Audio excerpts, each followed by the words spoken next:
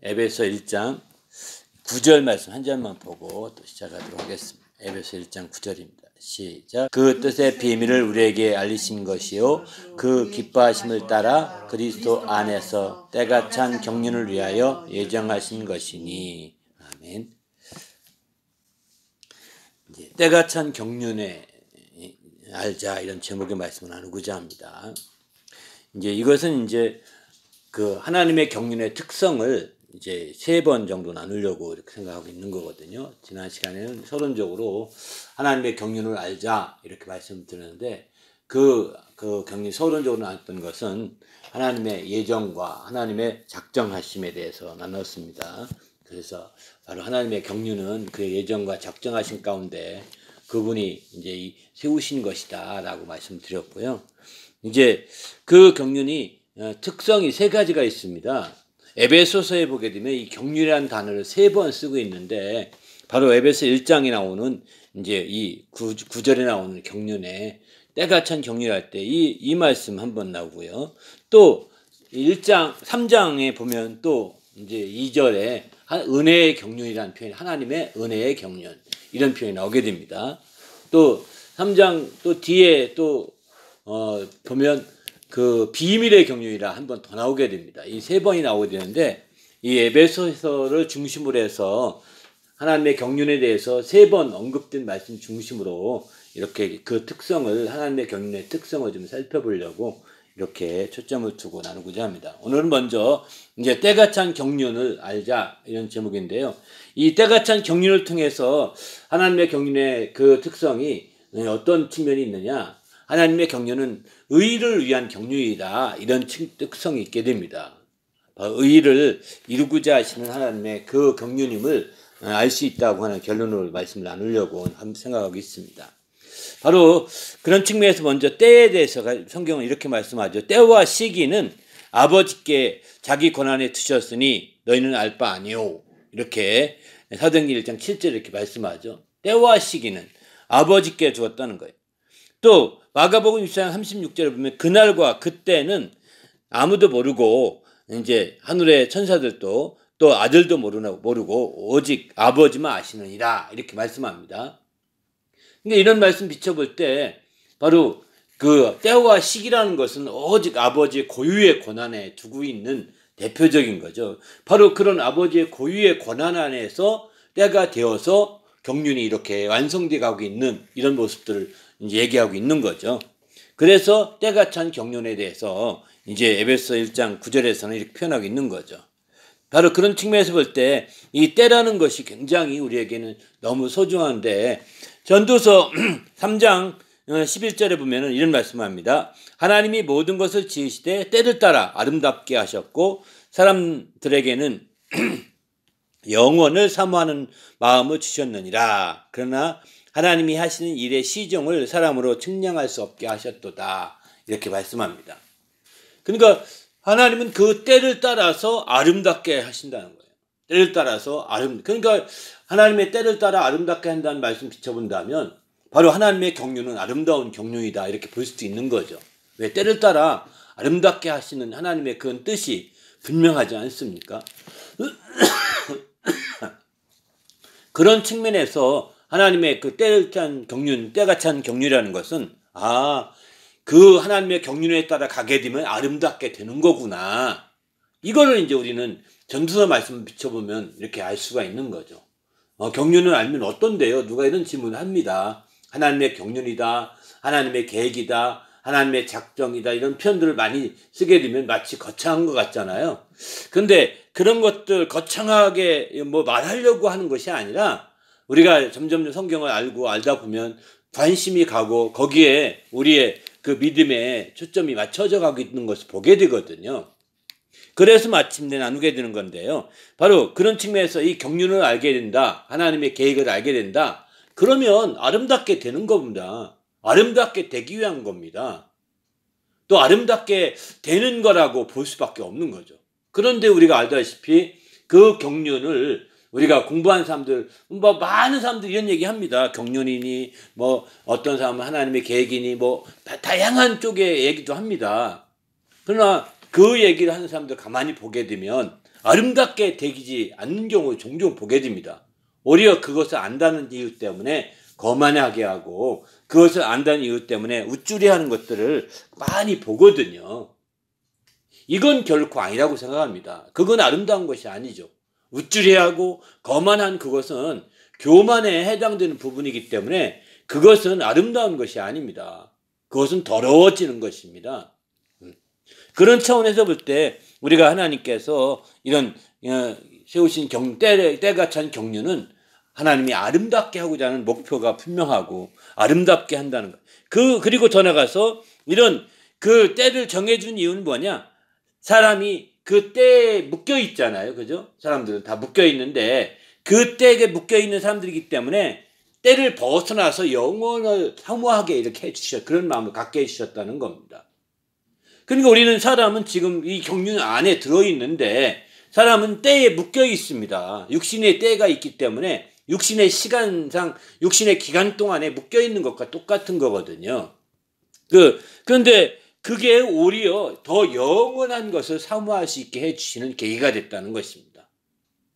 그게 영원한 것을 사모할 마음을 갖게 해주신 거죠. 그래서 전도서 3장의 11절의 말씀은 바로 사람에게는 영원을 사모하는 마음을 주셨다라고 이렇게 말합니다. 그러니까 만약에 육신적인 측면이 천사처럼 육신의 한계가 없었다면, 육신의 때의 제한을 받지 않았다면 천사처럼 영원에 대한 관심도 없을 것입니다. 그러나 우리가 천사와 다르게 사람은 육신의 연도의 제한을 받지 않습니까? 시공간의 제한을 받지 않습니까? 그것이 오히려 영원한 것을 사모할 수 있는 마음을 갖는 계기가 됐다는 거죠. 그래서 우리는 지금 우리가 사람으로 태어나서 때로는 불평도 하고 원망도 하지만 그러나 그것이 오히려 영원한 것을 사모할 수 있는 좋은 계기가 되었다는 거. 이게 우리에겐 참 행복이라고 생각합니다. 이게 우리에겐 큰 축복이라고 생각합니다. 이런 축복을 누리시길 바랍니다. 할렐루야. 지금 우리에게 답답한 일이 있고 우리에게 참으로 어렵고 사면초가라고 생각하고 어떤 딜레마 같은 것에 우리가 이렇게 빠져 있다 하더라도 그래서 우리는 영혼을 사모하는 겁니다. 그죠? 그런 문제 때문에 영혼에 대한 관심을 갖고 영혼에 대해서 우리가 더 소망을 갖게 되는 거죠.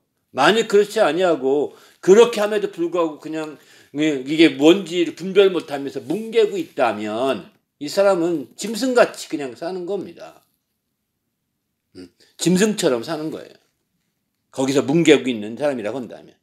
그러기에 우리는 주님 앞에서 정말 주님의 이런 놀라운 축복을 따라서 나가시기를 부탁드립니다. 할렐루야.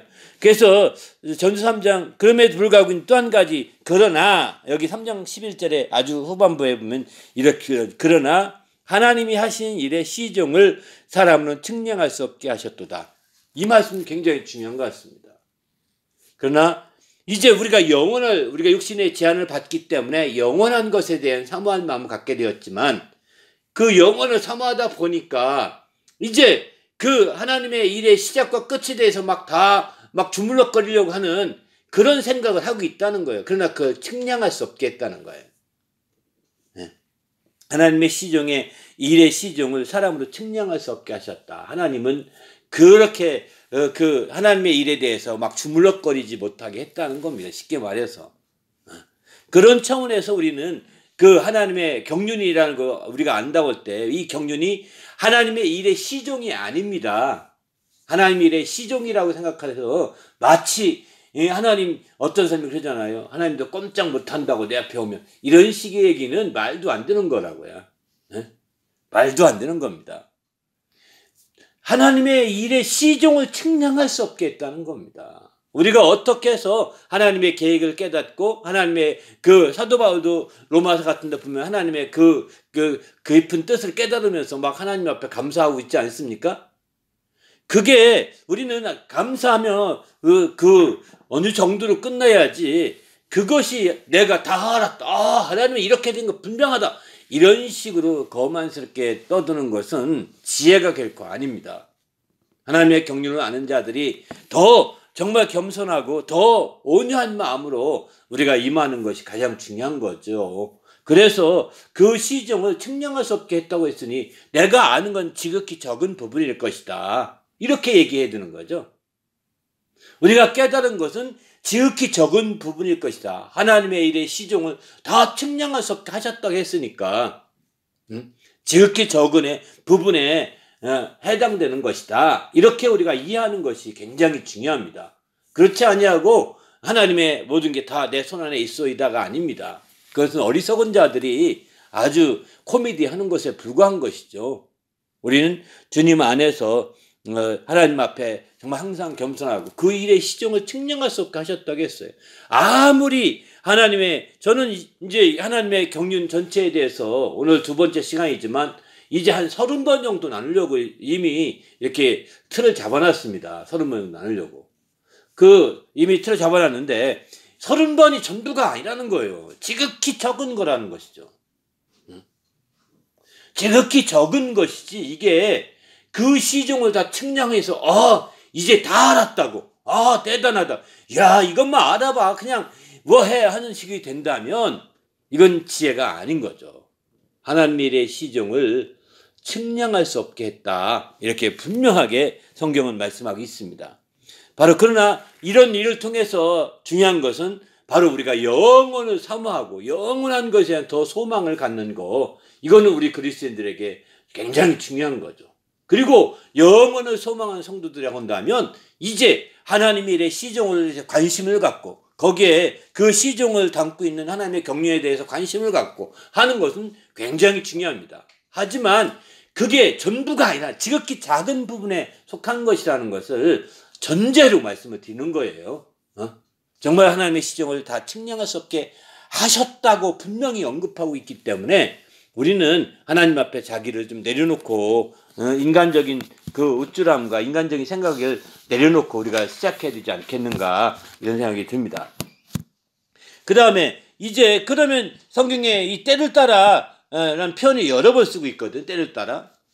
그 에스겔서 34장 26절도 보게 되면은 때를 따라 이라는 표현이 쓰죠. 때를 따라 사람에게 내산 사방에 복을 내리며 때를 따라 이제 소낙비를 내리되 복된 소낙비를 내리리라 이렇게 말씀하십니다. 에스겔서에 보게 되면 이렇게 때를 따라서 아주 복된 소낙비를 내린다 이런 표현을 쓰고요. 예레미야 5장 24절 보게 되면 때를 따라 늦은 비와 이른 비를 주신다 이런 표현도 합니다. 마태복음 24장 45절을 보게 되면은 때를 따라 양식을 나눠줄 자가 누구냐? 바로 이런 때를 따라 양식을 나눠줄 자는 이제 하나님이 그를 참으로 진실한 청지기로 여겨서 이렇게 한다고 이렇게 말씀하고 있습니다. 바로 이런 점에서 볼 때 하나님께서 때를 따라 그 모든 일들을 대부분 때를 따라서 역사하고 있음을 보여주고 있는 것이죠. 하나님의 일들이 그냥 주먹구구식이 아니라는 겁니다. 한마디로 말해서. 때를 따라서 하나님의 때는 하나님의 계획이라고 볼 수 있는 겁니다. 하나님의 시간은 하나님의 계획 속에 있는 것입니다. 그런 때를 따라서 역사하시는 거지 하나님이 주먹구구식으로 그렇게 하는 것이 결코 아니라는 거죠. 그러기에 우린 주님 안에서 정말 하나님의 역사하심을 이 때를 따라 진행시켜 나가는 이 모든 과정에 하나님은 때로는 은혜의 소낙비로 복된 소낙비를 내리기도 하시고 또 이른 비와 늦은 비를 주셔서 정말 우리의 이 땅에 생활할 때 그 일용할 양식을 공급해 주시기도 하시고 또 이렇게 때를 따라서 그 양식을 공급되었으면 그 양식을 나눠줄 자를 찾고 있다는 겁니다. 이렇게 하나님이 때를 따라서 아주 소낙비를 내리는 것으로 끝나지 아니하고 일용할 양식을 공급해주고 또 그것 공급으로 끝나지 아니하고 나눠주는 것까지 다 때를 따라서 이렇게 진행시켜가고 있다는 거죠. 그러니까 어쩌면 하나님의 그 역사하심이 하나님의 경륜이라는 것은 바로 인간의 생활까지 깊숙이 연결되어 있다고 볼 수가 있는 거죠. 그냥 막연하게 하늘에서 동동동 뜨는 하늘의 일이 아니라 인간과 전혀 무관한 하늘에서 일이 아니라 바로 이처럼 우리의 생활 깊숙이까지 함께 연결되어 있는 그런 역사가 하나님의 경륜이다. 하나님의 계획이다. 이렇게 볼 수가 있는 거죠. 하나님의 일의 모든 시종이 때를 따라 진행되는데 이렇게 진행된다는 거예요. 또 3단계 에스겔서 예레미야 마태복음 말씀 보면 3단계로 이어지잖아요. 때를 따라서. 그죠? 그래서 아름답게 하신다라고 이렇게 표현하고 있습니다. 물론 이거보다 더 근본적인 말씀은 또 있습니다. 뒤에 또 많이 나누겠지만 이 히브리서 4장 16절을 보게 되면 그 2번에 보면 나오죠. 때를 따라 돕는 은혜라고 표현하죠. 바로 더 근본적인 것은 때를 따라 돕는 은혜가 있다는 것입니다. 이렇게 우리 영혼까지 육신의 생활 말할 것도 없고 영혼까지 이제 구체적으로 하나님의 때를 따라서 진행되는 일들이 그렇게 연결되어서 이렇게 하고 있다는 것을 바로 관련되어 있다는 것을 잘 알 수 있는 거죠. 이런 측면에서 볼 때 하나님의 때라는 것은 참 중요하다 생각이 듭니다. 이것은 그야말로 하나님의 그 경륜과 아주 밀접한 것임을 우리가 알 수 있는 거죠. 그래서 에베소 1장 9절에서는 때가 찬 경륜이다 이렇게 표현하고 있는 겁니다. 때가 찬 경륜이다. 그러면 하나님께서 때를 따라 아름답게 하시고 또 이렇게 역사하시는데 우리는 이에 어떻게 해야 되느냐? 또 전서 3장 14절 보게 되면 하나님께서 행하시는 모든 것은 영원히 있을 것이라 그 위에 더할 수도 없고 또 그것에 덜 할 수도 없나니 하나님이 이같이 행하심은 사람들이 그의 앞에서 경외하게 하려 하심인 줄을 내가 알았도다 이렇게 표현합니다. 하나님께서 때를 따라 아름답게 하시고 그러나 영원히 사모한 마음을 갖게 해주셨는데 그것으로 인해서 그러나 하나님의 일의 시종을 측량할 수 없게 이렇게 하셨습니다. 왜 그렇게 하셨느냐? 바로 하나님이 행하신 것이 영원히 있을 것이기 때문에 그렇게 하신 거죠. 더 나가서 그럼 왜 그렇게 하시고 더 나가서 그 목적이 뭐냐? 바로 이제 이같이 행하심은 사람들이 그의 앞에 경외하게 하려 하신 줄 알았다. 이 전도자는 이렇게 표현하고 있습니다. 궁극적으로 하나님의 그 때를 따라 아름답게 하시는 하나님의 경륜을 알면 알수록 더 경외해야 된다는 겁니다. 이걸 알면 알수록 더 주님 앞에 머리가 숙여지고 더 익은 곡식처럼 이렇게 겸손해져야 된다는 겁니다. 이걸 알면 알수록 더 정말 그 자신이 더 다듬어지고 훌륭한 그 겸손과 온유의 주의 마음을 가져야 된다는 거죠. 그렇게 돼야 되는데 이제 그렇지 아니하고 그저 이게 단순하게 그냥 지식으로 안다 이게 소용이 없는 겁니다. 소설책 읽듯이 지식으로 아는 것이 의미가 없는 거죠. 오히려 이것을 알므로 말미암아 이제 더 겸손하게 바로 하나님을 이것을 행하시면 하나님을 경외하게 하려 하심이라 14절에 이렇게 말씀하잖아요. 이런 측면에서 볼 때 우리가 하나님을 경외하는 것이 그 목적임을 하나님의 경륜을 아는 목적임을 확실히 알 수 있는 거죠. 그래서 그러면 왜 이렇게 경외하게 해서 때를 따라 꼭 필요한 것이 있는데 그건 뭐냐면 바로 4장 16절이면 히브리서 4장 16절에 때를 따라 돕는 은혜를 받아야 되는 거죠. 바로 우리가 이처럼 하나님 때를 따라 돕는 은혜를 우리가 누리게 된다면 우리가 때를 따라서 그 복된 선악비를 내려주시고 때를 따라서 또 이른비와 느른비를 내려서 일용할 양식을 공급해 주시고 또 공급받은 양식을 가지고 또 때를 따라 나눠줄 자가 있어 나눠주고 이렇게 하는 일상생활로 끝나는 것이 아니라 그것이 하나님의 경륜과 연결되어 있는 부분이겠죠. 때를 따라 다 이어지니까 아름답게 하시는 과정이니까. 근데 그것으로 끝나지 아니하고 이제 하나님을 경외하기 위해서는 꼭 필요한 것이 뭐냐? 물론 이 땅에서 먹고 마시는 것으로 인하여서 하나님께 경외할 수 있습니다. 그것으로 말미암아 하나님께 감사할 수 있습니다. 하지만 그거로는 한계가 있는 거죠. 그런 한계가 있는 거고 바로 이제 때를 따라 돕는 은혜를 얻어야 드디어 하나님을 온전히 경외할 수가 있는 것이죠. 그래서 우리가 이제 히브리서 4장 16절을 말하고 있는 거예요. 우리는 긍휼하심을 받고 때를 따라 돕는 은혜를 얻기 위하여 은혜의 보좌 앞에 담대히 나아갈 것이니라 이렇게 표현하죠. 때를 따라 돕는 은혜를 얻지 않게 되면 아무 소용이 없는 거죠. 이렇게 얻기 위해서는 어떻게 해야 되냐? 은혜의 보좌 앞으로 담대히 나가야 된다 이렇게 말합니다. 그냥 이 땅에서 먹고 마시는 것으로 즐거워하지 말고 은혜의 보좌 앞으로 은혜를 받기 위해서 담대히 나가야 된다는 거죠. 은혜의 보좌 앞으로 나갈 때 꼭 필요한 것이 있습니다. 주님의 이 보좌라는 것은 우리가 이 땅에서 주님의 보좌라는 것은 그 시은 자라고 표현하거든요. 이 시은 자라는 것은 바로 속죄소 위에 있는 그곳을 시은 자라고 표현합니다. 거기서 은혜를 선포하기 때문이죠. 두 그룹이 이렇게 법궤 위에 있는데 그것이 속죄소라고 그러거든요. 거기서 은혜가 선포되기 때문에 시은 자다 이렇게들 표현합니다. 그런데 그 은혜의 보좌 앞으로 나가려면 꼭 필요한 게 뭐냐? 피가 필요합니다. 피가 없이는 나갈 수가 없다는 것입니다. 피가 있어야 은혜의 보좌 앞으로 달려갈 수 있는 거거든요. 그래서 우리는 예수 그리스도의 보혈, 피죠. 예수 그리스도의 보혈을 의지해서 은혜의 보좌 앞으로 담대히 달려갈 때 드디어 우리가 이제 은혜를 받게 되고, 은혜를 받은 자들은 바로 이렇게 때를 따라 하나님 앞에 아름답게 하기 위해서 더 경외할 수밖에 없는 거죠. 이것이 어쩌면 우리의 마지막 최종적인 모습일 수 있습니다. 바로 우리의 영혼까지 해당되는, 영원히 우리가 해야 될 최후의 일이라고 볼 수가 있는 거죠. 세 번째 보면, 그러면 우리는 하나님의 때를 따라 행하며 살아야 하는데, 때가 찼다는 것은 무슨 의의가 있느냐? 때가 찼다는 것은, 때가 참회라고 표현하죠. 때가 찼다는 것은 이제 그 성숙했다, 장성했다, 이런 표현과도 연결됩니다.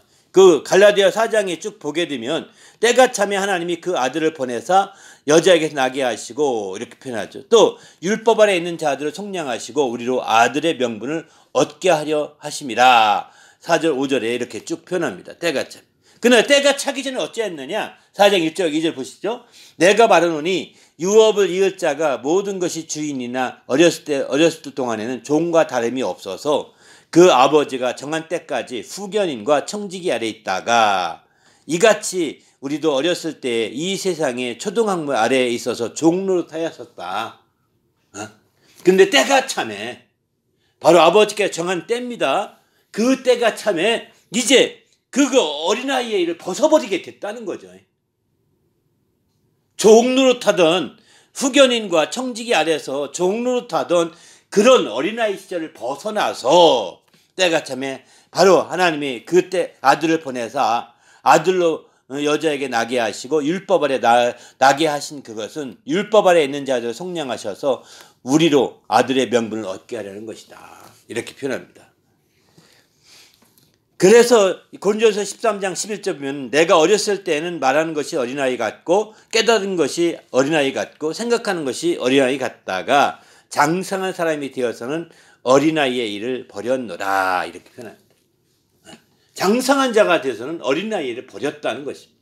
그러니까 바로 때가 찼다는 것은 한마디로 말해서 장성한 자가 됐다. 그래서 어떤 청직이나 또 후견인 아래 종처럼 있던 그런 어린아이 시절과 다르다. 장성한 자가 됐다. 이것을 말하는 거죠. 이렇게 장성한 신앙이 되기 위해서 하나님께서는 아들을 보내주셔서 율법 아래 여자에게 나게 하시고, 율법 아래 여자에게 나게 하신 것은 율법 아래 나신 것인데, 율법 아래 나게 하신 것은 율법 아래 있는 자들 속량하셔서 우리처럼 아들의 명분을 얻게 하려는 것이었다. 이렇게 아들의 명분을 얻고 이렇게 되는 거, 이게 장성한 그 수준에 해당되는 거죠. 바로 그래서 우리는 주님 앞에서 이런 주님의 놀라운 역사가 때가 차야만이 가능한 겁니다. 그 때가 찬 경륜이 있다는 것은 여기 갈라디아 말씀을 비춰본다면 아들이 오실 때가 됐다는 것을 뜻이기도 하고요. 아들이 보낼 때가 됐다. 그전에는 종처럼 어린아이처럼 이렇게 자라내버려 그랬었는데, 율법 아래서 그렇게 어린아이같이 이렇게 지냈었는데 이제 아들을 보내서 율법을 벗어나게 했다는 것입니다. 이게 때가 찬 경륜이다. 이렇게 표현하고 있는 거예요. 때가 찼다라고 함께 이렇게 볼 수 있는 거죠. 또 이제 고린도서 14장 20절 보게 되면은 지혜는 어린 아이가 되지 말고 악에는 어린아이가 되라. 또 지혜는 장성한 사람이 되라. 이렇게 말합니다. 또 때가 오래되어, 히브리서 5장 12절은 때가 오래되었으므로 너희가 마땅히 선생이 되었을 터인데 너희가 다시 하나님의 말씀의 초보에 대하여 누구에게 가르침을 받아야 할 처지이니 단단한 음식을 못 먹고 젖이나 먹어야 할 자가 되었도다. 이는 젖을 먹는 자마다 어린아이니 의의 말씀을 경험하지 못한 자요. 이렇게 표현합니다. 14절 5장 히브리서 5장 14절은 단단한 식물을 장성한 자의 것이니 그들은 지각을 생함으로 연단을 받아 선악을 분별하는 자들이니라. 그러니까 한마디로 말해서 때가 찼다는 것은 완전해졌다, 또는 선악을 분별할 수 있는 장성한 자가 되었다, 이런 의미가 되는 겁니다. 사실은 그 장성한 의미가 장성한 자가 됐다. 그래서 장성한 자가 되어서 마침내 이제 하나님의 공의를 이룰 때가 되었음을 나타내는 거죠. 그러나 어릴 때는 초등학교 초등 단계에 속해서 어린아이 같이 말하고 깨닫고 생각하게 되지만 이제 그 공의를 이루는 데는 그렇게 한계가 있는 거죠. 아이들의 공의를 주장할 수가 없는 거죠. 왜? 분별력이 없으니까요.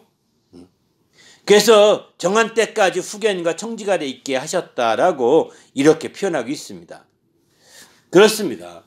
그래서 우리가 이 때가 찼다는 것은 아주 중요한 표현입니다. 그 밑에 갈라디아서 말씀이나 고린도서 말씀 쭉 이렇게 인용해 놨는데요. 바로 이제 율법 아래에 있는 것이 바로 이제 초등학교 단계 초등교사 아래에 둔 것과 똑같다는 겁니다. 그런데 그 율법 아래에 있는 것은 이제 그 믿음으로 말미암아 의롭다함을 얻게 하려고 한 목적이 있다는 것입니다. 3장 24절입니다. 율법이 우리를 그리스도께로 인도하는 초등교사가 되어 율법이 초등교사가 되어서 바로 이제 믿음으로 말미암은 의롭다함을 얻게 하려 함이라 이렇게 표현하죠. 그러니까 율법 아래에 있는 것은 어린아이 같은 것인데 바로 율법이 초등교사가 돼서 어린아이들은 바로 초등학교 교사가 이끌어서 막 장성한 자로 이렇게 성장하게 이렇게 하지 않습니까? 이제 이렇게 하는데 그것은 목적이 뭐냐? 믿음으로 말미암아 의롭다함을 얻게 하려 함이었다. 이렇게 말하고 있습니다. 믿음으로 말미암아 의롭다함을 얻게 하려 함이었다. 그러니까 여기서 알 수 있는 것이 그래서 25절은 믿음이 온 후로는 이제 우리가 초등교사 아래에 있지 아니하도다. 재밌는 표현이죠. 믿음이 온 후 믿음으로 의롭다함을 얻은 사람들은 이제 초등학교 교사 아래에 있지 않다. 이렇게 말하고 있는 겁니다. 그러니까 한마디로 말해서 바로 이렇게 때가 찼다는 것은 완전해졌다. 장성한 자가 되어서 정말 이제 모든 것이 완전해졌다는 것을 말하는데 이것은 율법을 벗어나서 믿음으로 의롭다함을 얻었다 하는 것을 나타내는 것이죠. 그래서 이 때가 찼다는 것은 하나님의 의를 이루는데 때가 찼다. 의와도 굉장히 밀접한 관계가 있다는 것을 알 수 있습니다. 그래서 첫 번째 하나님의 경륜의 특성으로서 그 하나님의 경륜은 의로운 것이다. 의로운 경륜이다 라는 측면을 좀 말씀드리는 것이죠. 때라는 것은 아주 정확한 거거든요. 의라는 것은 정확한 겁니다. 거기에 불의가 조금도 더할 수 없는 것처럼 또 때와 의라는 것은 굉장히 밀접한 관계인 것을 우리가 좀 깊이 알 필요가 있는 것 같습니다. 그럴 때 비로소 우리가 주님 앞에 귀하게 쓸 수 있는 거죠. 그럼 이런 점에서 때가 찬 경륜이라는 것은 어떤 의미가 있을까? 이렇게 말씀드려봅니다. 어떤 의미가 있을까요? 그것은 바로 어린아이의 초등 수준을 벗어나서 장성한 자가 되어 하나님의 의롭다함을 얻은 자가 되었음을. 의롭다함을 얻었다는 것은 그게 하나님께 인정받은 의라는 것입니다. 그런 의를 우리는 공의라고 표현한 거거든요. 공적인 인정받을 수 있는 의죠. 의롭다함을 얻은 때가 되었다는 것입니다. 이런 점에 때가 찬 경륜이라는 것은 공의를 이룰 때가 된 경륜임을 가리키는 거죠. 그런 차원에서 볼 때 우리가 바로 그 하나님의 그 경륜이 바로 그 의에 맞닿아 있다는 것을 여기서는 아주 깊이 생각해 볼 수 있을 것 같습니다. 시편 85편 13절 보면은 의가 하나님의 주의 앞에 앞서 간다 이렇게 표현합니다. 하나님의 의가 주님 앞에 앞서간다는 겁니다. 앞서가며 주의 길을 닦으리로다 이렇게 표현하죠. 그러니까 여기서 주의 앞서간다는 표현은 바로 예수님이 오시기 전에 주님 오시기 앞서 온 게 뭐죠? 우리가 아듯이 율법이잖아요. 율법은 의를 나타내는 것과 똑같은 겁니다. 율법을 통해서 의가 확실하게 드러나게 된 거죠. 그런데 그 율법 아래에 있는 것이 다 뭐냐? 앞서 얘기 쭉 종합해 보면은 어린아이 같은 거라는 거야. 율법이 초등교사가 되어서 어린아이 같은 아이들을 이끌어서 바로 믿음으로 가게 예수 그리스도를 믿게 하려 함이라고 이렇게 말하지 않습니까? 저도 율법이 초등교사가 되어서 그리스도께로 인도하는 초등교사다. 갈라디아 3장 24절 그렇게 표현하잖아요. 그러니까 율법이 사실은 주님이 가시는데 주님 앞에 율법을 먼저 보내서 하나님의 의가 뭔지 아주 알게 하시는 거예요. 그리고 마침내 이제 그 율법의 한계에 느끼게 되죠. 율법으로 다 피할 수 없는 거예요. 로마 3장에서 보면 그래서 율법은 모든 사람을 입을 막아서 다 죄인 되게 하는 법이라고 이렇게 표현도 합니다. 왜? 율법은 다 지킬 수 없기 때문입니다.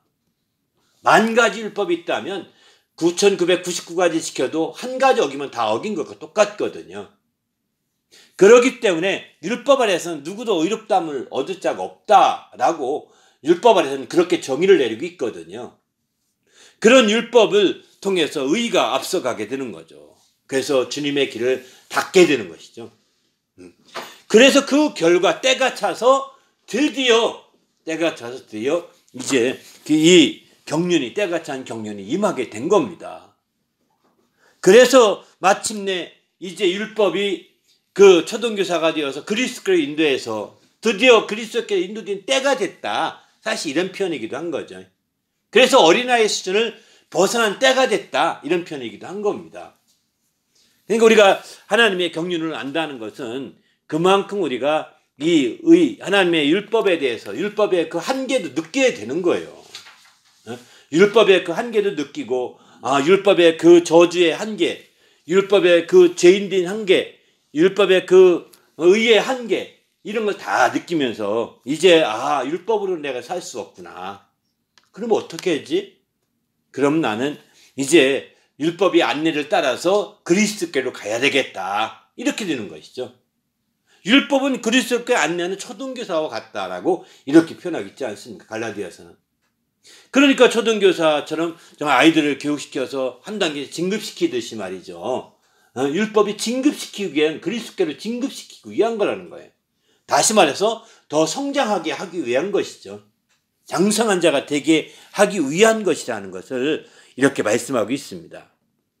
이런 점에서 때가 찬 경륜이라는 것은 그리스도 안에서 장성한 자들이 하나님의 의를 이루기 위한 경륜이라고 이렇게 표현할 수 있을 것 같습니다. 그래서 마침내 이제 이것이 의를 이루는 길이다. 선악을 분별할 수 있게 되는 것이죠.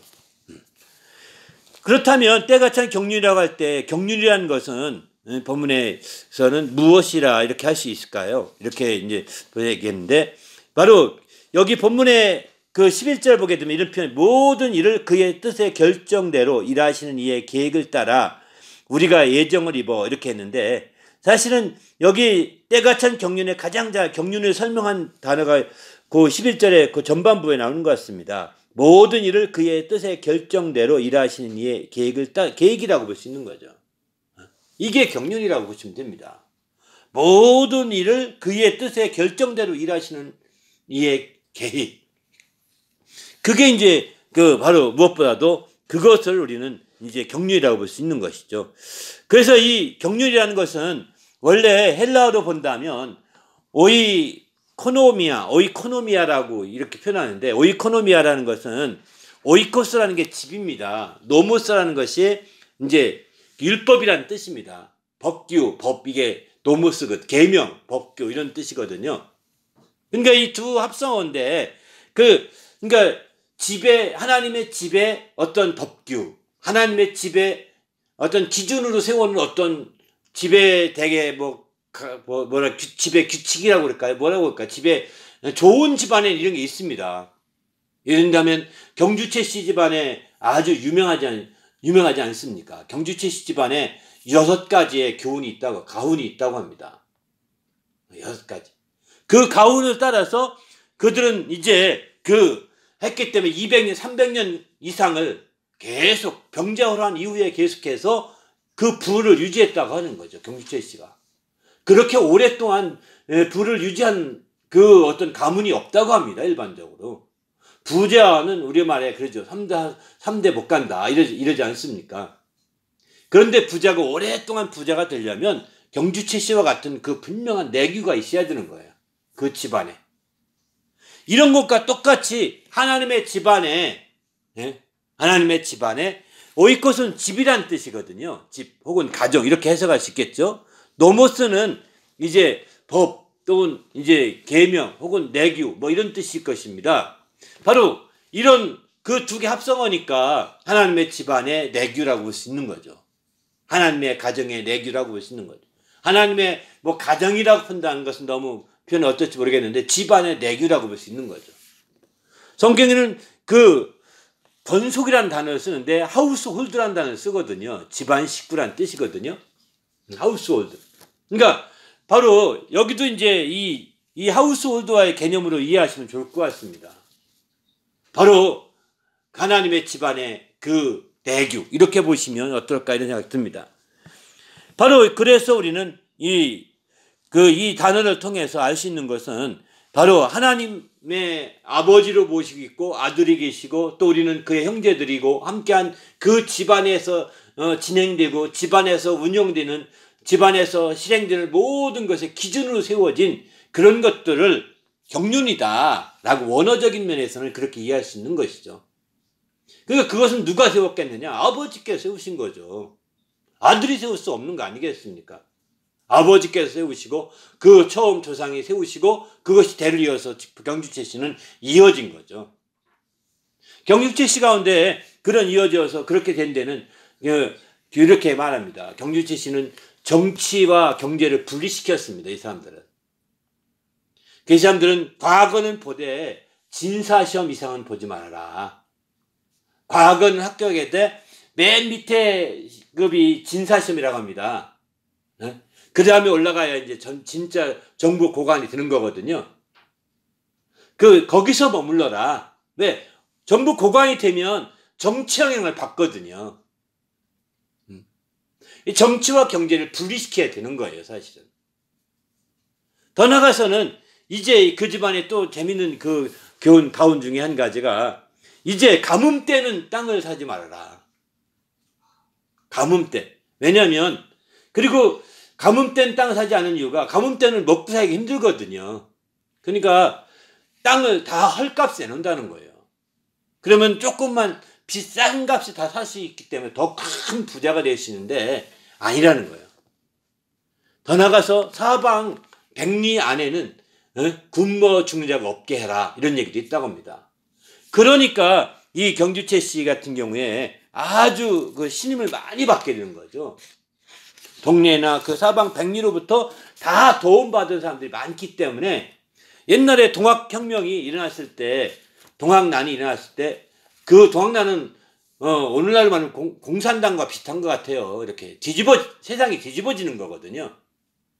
그렇게 돼서 마침내 경주가 장악됐을 때도 경주체 씨는 보호가 됐다고 합니다. 이 집은 아니라고. 응? 이 집은 우리가 손대면 안 되는 집안이라고 하면서 그들이 다 보호했다고 그래요. 동학 교도들이 다. 그럴 만큼 이제 대단했던 거죠, 사실은. 6.25 때도 그러지 않습니까? 부자들이 정말 선을 베풀고 이웃들에게 많이 아주 부자들은요. 인민군이 와도 그 밑에 그 종들이 그 머슴들이 다 인민군 편이 되잖아요. 일반적으로. 그죠? 그러니까 인민군 편이 돼도 그 주인은 안 죽입니다. 빼돌리고 숨겨줍니다. 왜? 자기들에게 은혜를 베푼 은인들이거든요. 그런 예들을 많이 들었습니다. 그런 예화들을 많이 들었는데 똑같은 것 같습니다. 바로 이렇게 하나님의 집안에 세워둔 내규라고 했는데 사실은 하나님의 집안이라고 하니까 굉장히 축소돼 보이지만 하나님의 가지고 있는 계획이라고 보는 거죠. 큰 계획이라고 우리는 보게 되는 거죠. 그래서 이제 여기서는 모든 일을 그의 뜻의 결정대로 누가 이렇게 그의 뜻에 모든 일을 결정대로 하겠습니까? 하나님 뿐이시지 않습니까? 그분이 그 결정대로 일하신 이의 계획이라고 하니까 이게 경륜을 설명하기에 가장 합당한 단어인 것 같습니다. 반면에 이제 그런 면에서 이 경륜은 어떻게 이루어지느냐 1장 3절부터 쭉 보게 되면 바로 이제 하나님 곧 우리 주 예수 그리스도 아버지께서 그리스도 안에서 하늘에 속한 모든 신령한 복을 우리에게 주시되 창세 전에 그리스도 안에서 우리를 택하사 우리로 사랑 안에서 그의 앞에 거룩하고 흠이 없게 하시려고 그의 기쁘신 뜻대로 우리를 예정하사 예수 그리스도의 말미암아 자기의 아들들이 되게 하셨으니 이렇게 표현하죠. 바로 여기 이제 때가 찬 경륜의 목표가 무엇을 이루고자 하느냐? 바로 이 3절부터 시작해서 5절까지 말씀이 바로 그분이 이루고자 했던 것임을 볼 수가 있는 거죠. 그래서 이 경륜을 깊이 안다면 바로 이와 같은 큰 축복을 누릴 수 있다는 것입니다. 이 경륜을 깊이 안다면 이와 같은 큰 축복을 누리는 좋은 계기가 되는 거죠. 우리도 이 경륜을 알고 좋은 주님의 축복을 누리는 성도가 되시기를 바랍니다. 할렐루야. 우리가 믿음 안에서 정말 이 생각해 보십시오. 신령한 복을 모든 복을 주시고 또 그리고 대가에서 마침내 거룩하고 흠이 없게 하셔서 마침내 예수 그리스도 안에 자기 아들들이 되게 하셨다. 이렇게 말씀하십니다. 그러니까 정말 이게 얼마나 축복된 거예요. 이게 하나님의 경륜을 따라서 주어진 축복이라고 볼 수 있는 거죠. 그래서 하나님의 경륜을 우리가 온전히 깊이 알고 우리가 그 경륜을 따라 우리가 순종하고 그 경륜을 따라 우리가 온전히 나간다면 이와 같이 신령한 하늘에 속한 신령한 모든 복을 그리스도 안에서 우리가 받게 되는 것이고요. 그리고 마침내 이제 그리스도 주님의 우리로 주님의 사랑 안에서 그 앞에 거룩하고 흠이 없게 되어서 하나님의 그 놀라운 자녀들로 그리스도로 말미암아 자기 아들들이 되는 놀라운 축복을 누리게 되는 거죠. 우리도 주님 안에서 이런 축복을 누리는 성도가 되시길 바랍니다. 할렐루야. 그래서 정말 하나님의 경륜에 대한 관심을 가질 필요가 있는 게 바로 이런 말씀 때문입니다. 그냥 모든 게 이 말씀 하나하나 어느 한데 빼놓을 수 없을 만큼 주옥 같은 그 축복이지 않습니까? 어느 한 부분을 빼놓을 수가 없다고요. 그게 우리는 그냥 처음에 어버버하고 읽을 때는 초기에 이게 무슨 얘기지 하고 모르고 넘어갔습니다. 읽으면서도 무슨 뜻인지 생각지도 않고 넘어갔습니다. 저도 성경을 그렇게 초기에 서너 번 읽을 때도 다 그렇게 넘어갔거든요. 근데 어느 날 그 말씀을 다시 한번 진지하게 보는데 숨이 멎을 만큼 이렇게 되더라고요. 이게 이런 축복이 있다는 것을 깊이 생각 못한 거죠. 그냥 우리는 예수 믿어서 구원받고 하나님의 자녀가 되는 권세를 가졌다. 저는 그런 정도로만 생각했는데 그게 이렇게 관계된 것을 몰랐던 거죠. 근데 우리 열매 하나만 똑 따보면 그게 위대한지 모릅니다. 그게 얼마나 귀하고 위대한지를 알기가 어렵습니다. 하지만 열매를 하나하나 맺어가는 과정을 쭉 이렇게 보게 되면 이 열매 하나가 이렇게 중요한 거구나. 이 열매가 이렇게 소중한 거구나. 이렇게 우리는 알 수가 있는 거죠.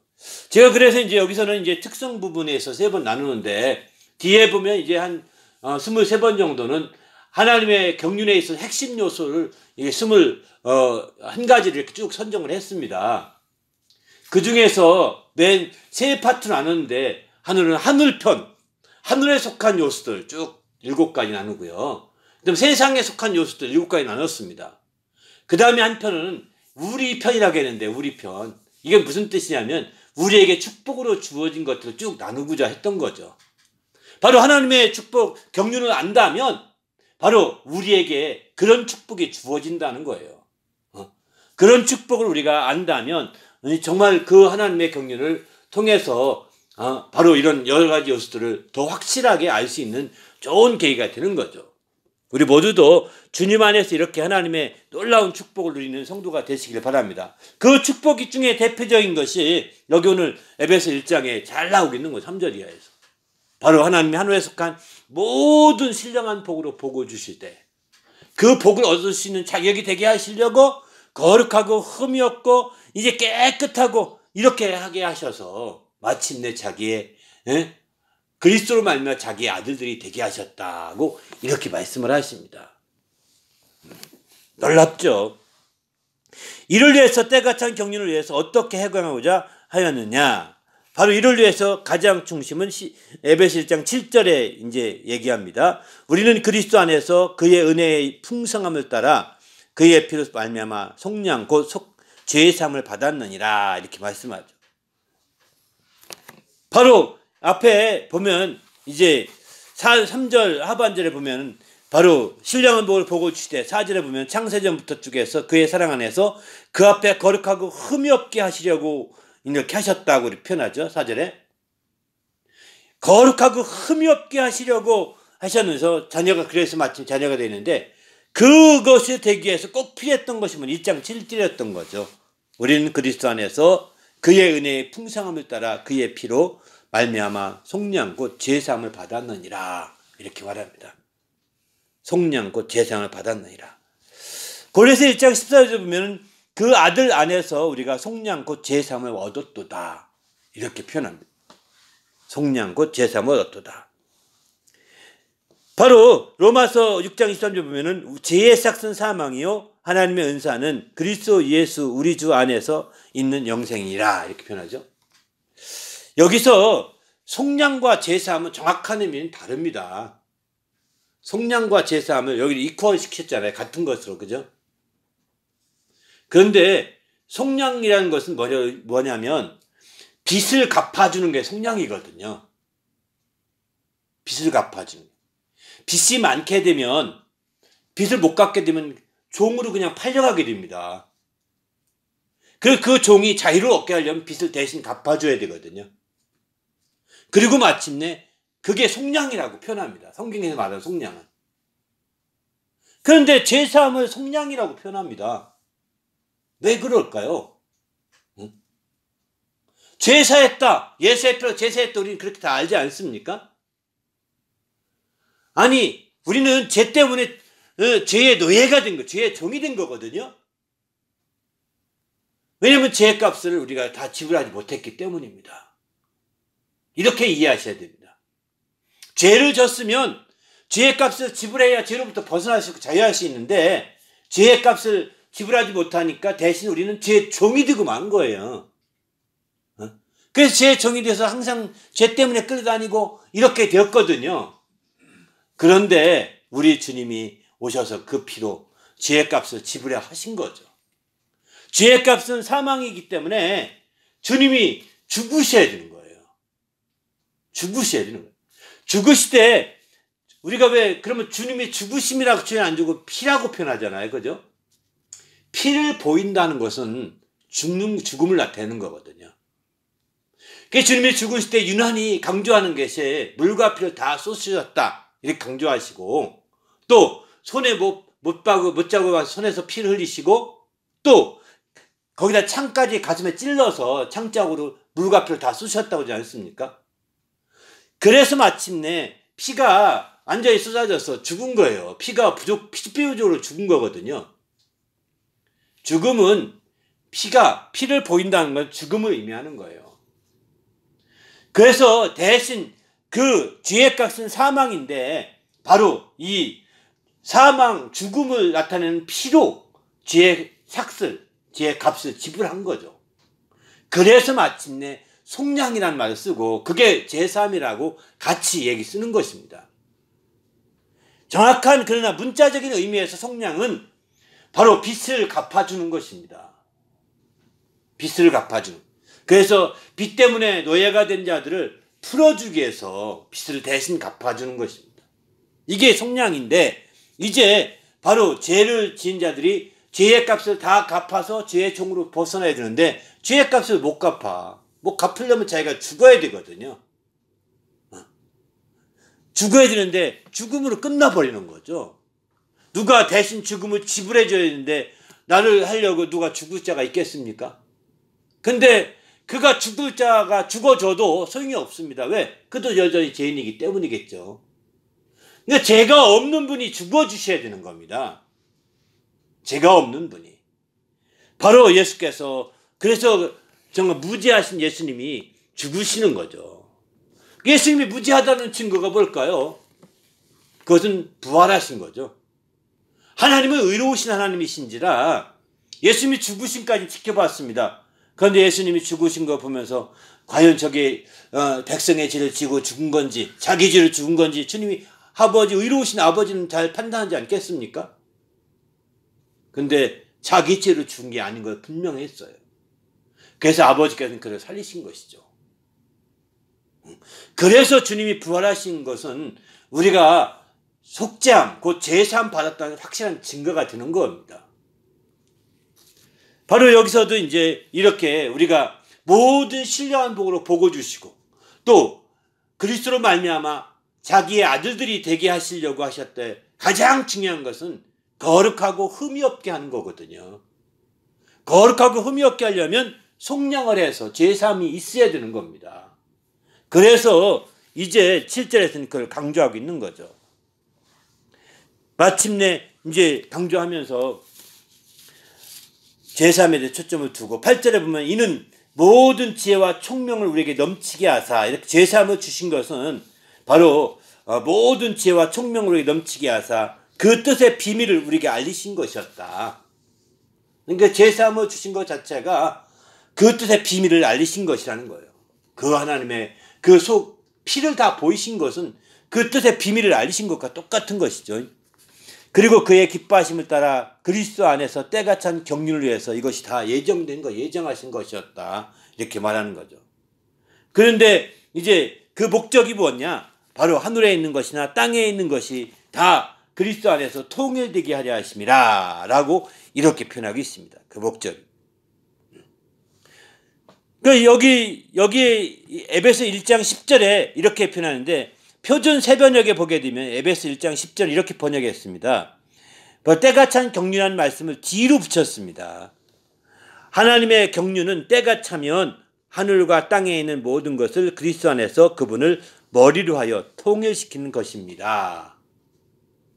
새번역, 표준 새번역이 이게 아주 쉬운 번역으로 한 거 번역이거든요. 마치 초등학교 학생들을 위해서 쉬운 표준 번역, 새번역을 했는데 여기서는 그 때가 찬 경륜을 앞에 9절에 두지 아니하고 10절에 붙여서 더 이해하기 쉽게 이렇게 한 거죠. 이해하기 쉽도록.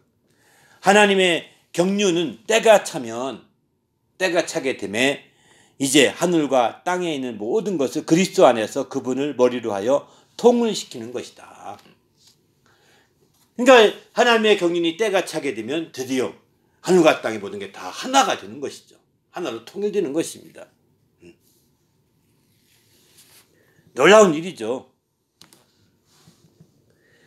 여기서 우리가 알다시피 이제 여기서 하나로 통일돼 하늘과 땅의 모든 것이 하나로 통일되는데 이때에 죄로 말미암아 분열되었던 것들을 하늘과 땅이 갈라졌던 것은 죄로 말미암아서 서로가 이제 분열된 상태였던 거죠. 죄로 인해서. 그래서 죄로 인해서 통하지 않고 소통하지 못했던 그런 관계였다는 것입니다.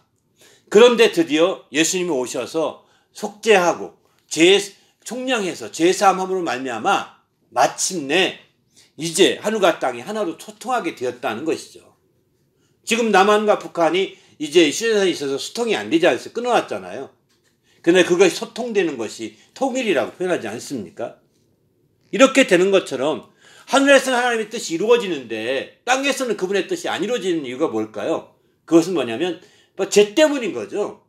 죄로 인해서 갈라졌던 것이죠. 그런데 예수님 오셔서 속량해서 제사함으로 말미암아 하늘과 땅을 이렇게 소통하고 통일시킨 것입니다. 이렇게 하셨는데 바로 그것은 이제 주님이 그래서 이것을 다른 말로 표현한다면 그것은 죄로 말미암아 분열되었던 것들을 하나님의 모든 의를 이룸으로 말미암아 통일하고자 했던 것임을 보여주는 거죠. 그래서 주님이 오셔서 맨 처음 침례받을 때 하신 말씀이 허락하라. 이렇게 해서 하나님의 모든 의를 이루는 것이 합당하다. 이렇게 말하는 거죠. 주님이 오셔서 하시는 일에 초점이 어디에 두고 있느냐? 하나님의 의를 이루는 데 초점을 두고 있다고 보는 거죠. 주님이 요한복음 19장 30절에 보면 내가 다 이루었다고 하는데 뭘 다 이루었을까요? 하나님의 의를 다 이루었다고 보셔야 되는 거죠. 의를 이루는 것이 합당하다 했는데 주님이 이 땅 오셔 하시는 것이 의를 이루고자 했던 것입니다. 그래서 주님이 하신 의를 이루고자 했던 것 첫 번째 하시는 구약의 율법을 다 지키셨던 거예요. 주님은. 그래서 주님이 율법을 다 지키면 그게 의를 이루는 거거든요.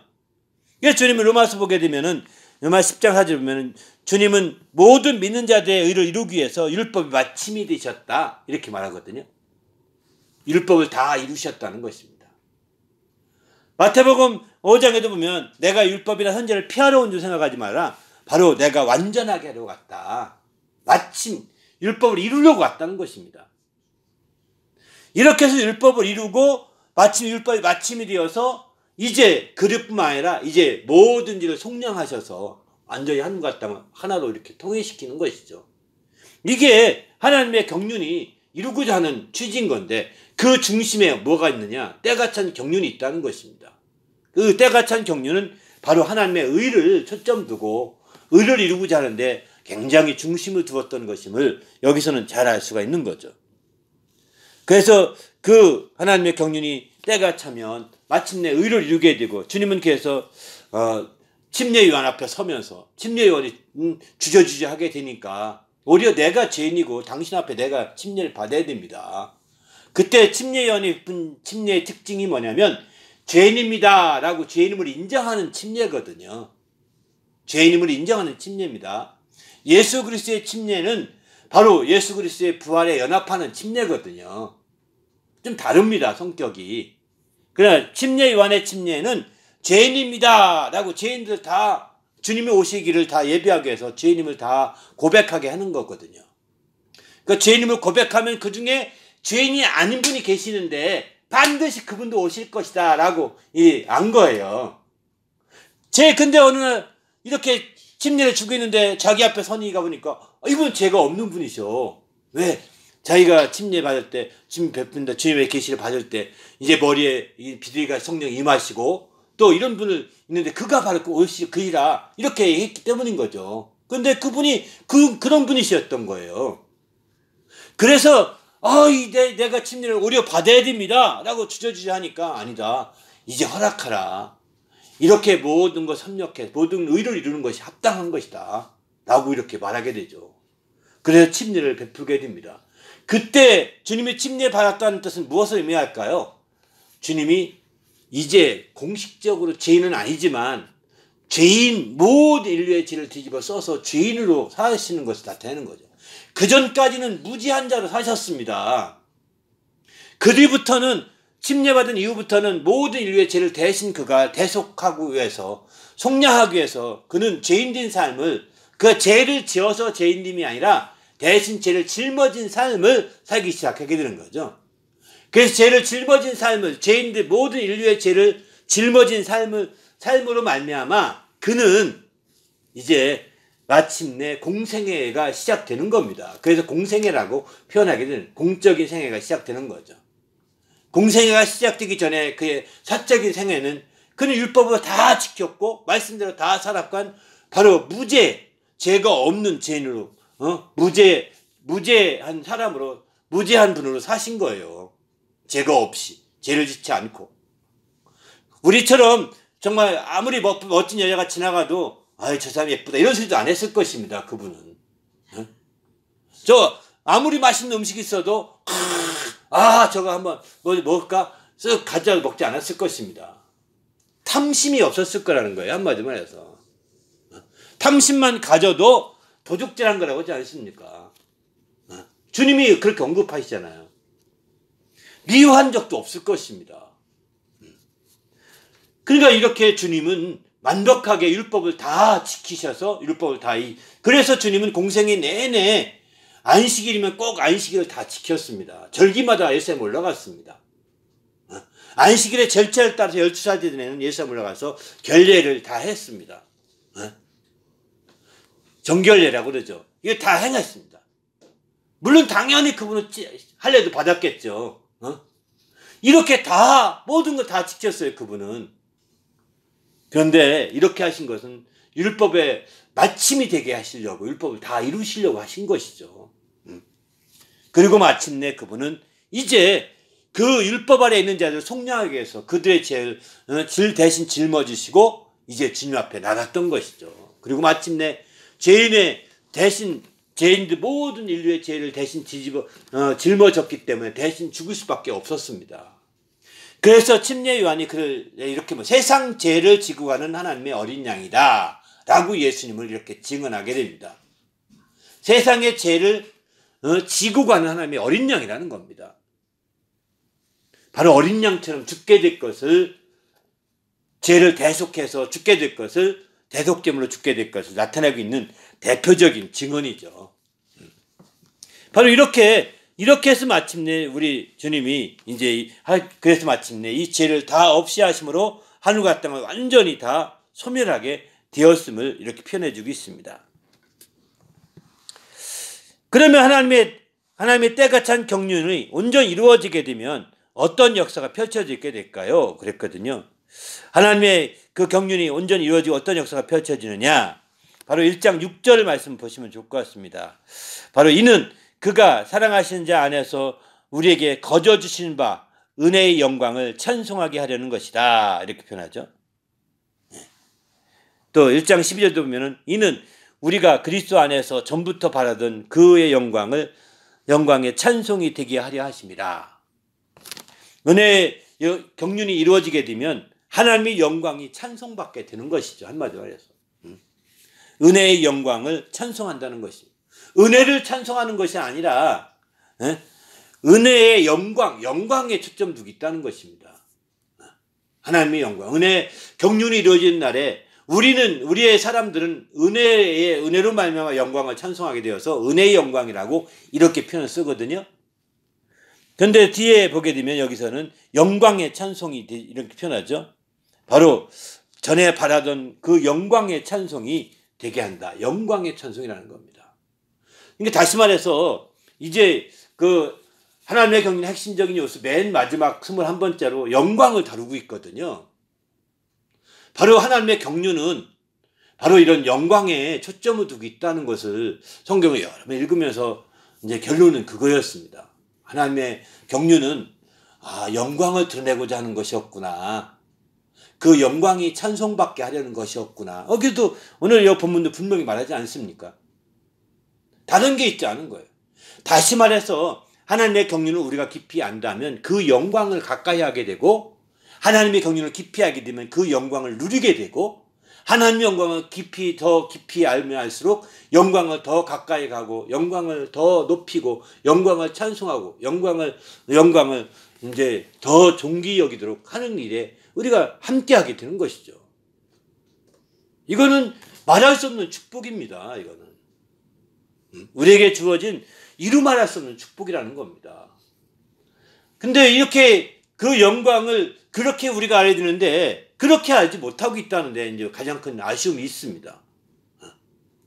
정말 그 하나님의 그 경륜을 알면 알수록 이렇게 영광을 찬송하고 그 앞에 더 겸손하며 정말 그 뜻을 이룰 수 있는 그런 자가 되어야 되는데 그렇지 못하고 그냥 지식으로 끝나버린 경우가 있을 수 있다는 것입니다. 아닙니다. 지식으로 끝나서 안 됩니다.